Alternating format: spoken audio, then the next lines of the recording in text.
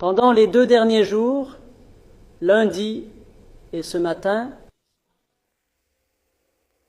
j'ai parlé avec le président de l'Afrique du Sud qui m'a cherché pour me parler de cette question à cause de leur implication. Dans l'est du Congo, et il est aussi là, prétendant jouer le rôle de pacificateur. Et il a une force qui combat aux côtés de FDLR. Et a combattu le M23 sur les instructions de Tshisekedi, parce que ce sont des personnes qui ne sont pas censées être en Congo. Ceux-là viennent du Rwanda, où le M23 ne sont pas rwandais. S'il vous plaît.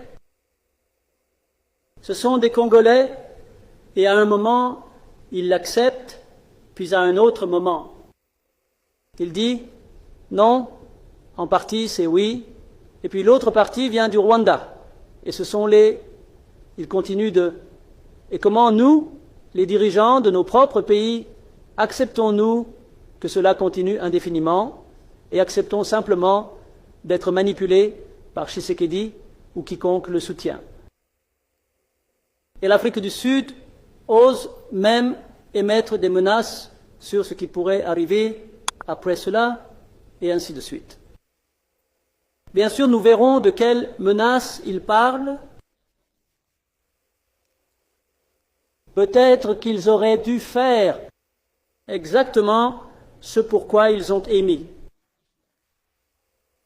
Des menaces, ils auraient dû les faire pour nettoyer le désordre à l'est du Congo ou pour riposter à ceux qui ont essayé de nettoyer le désordre. Alors, toute la communauté internationale est simplement confuse. Ils ont parlé du Rwanda, ils ont parlé du processus de Nairobi. Honnêtement, même ici, peut-être que vous m'aiderez à comprendre ce que tout cela signifie. Les processus sont devenus une fin en soi. Et les personnes dirigeant ces processus sont devenus plus importants que les résultats des processus. Le processus de Nairobi est devenu un processus entier. Puis le processus du Rwanda, c'est comme si vous ne pouviez rien dire qui déplairait au président Lorenzo. Certainement, cela n'aide pas à traiter des questions aussi graves que celles auxquelles nous sommes confrontés aujourd'hui.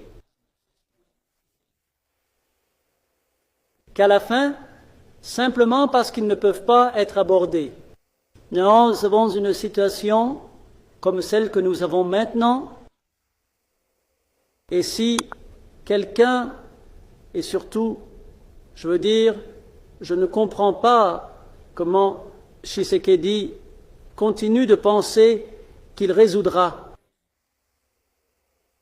les problèmes liés aux droits des personnes militaires, tuez-les, tirez-leur dessus, amenez des forces prêtes à aider.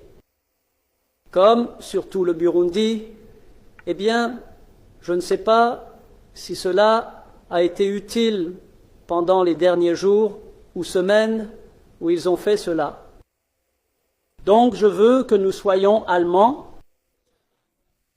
Vos Excellences, je veux que nous, quoi que nous disions et quoi que nous ayons l'intention de faire, nous saisissons correctement le contexte et ensuite procéder en fonction de cela, et peut-être que nous pourrons avancer.